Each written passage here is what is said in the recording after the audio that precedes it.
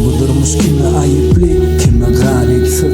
Yok korku yok deysen, yüzsene kayıksız. Meçhörünü bilmeyen sonunu hiç düşünmez. Uçkunlu yalvarap duranot hiç kaçan düşürmez. Yatlayan yak ölen günüm yalanla ağlarlar. Asıl mesele eceliler, mülkü gözüne bağlarlar. Bilsen sen kim bilir ne çegedir. Ağlanlar hor etmeyecek olup durmuşup dırmışıp karalanlar. Mamuncan hiç kim yatlamasa da yatlayan sen. Gözümden geçtin arkamanım, alkaşım şolları yadıma salamda diyen menem yaşasım.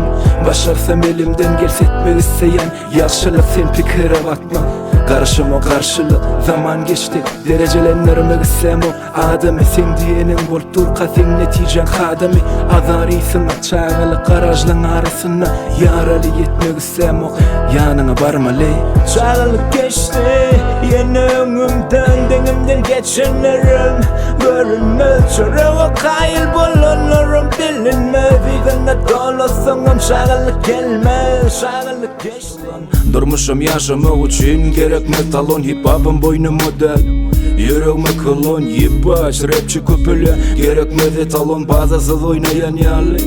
Boş kılan aklınca kavçıken boynun al sonundan sonra son yeni diyemem. Yolumdan tutmayın sağıman kırçokta turan karaşını kaçan tutur. İstemesin men ki yanlış olsa dinleme kutur.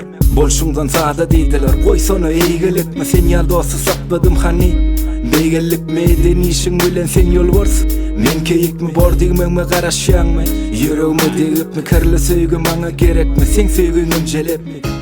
Doladım içime çektim yaramım geçmedi. Durmuştu çektim paramım yetmedi. Keyipsiz günümmemiştim keyifli aldayım. Keyfin ışıda polonok keyfin aydayım. Ot diyem ok yok diyem ok gözüme bakıp at diyem ok. Durmuşum yüzüme gülen ok içtiğim ok yine çektiğim ok. Boş kurulap kellen yem ok keyfimim yüreği yok. Sakalım yok sağdan dok hiç yanımda saklıyım.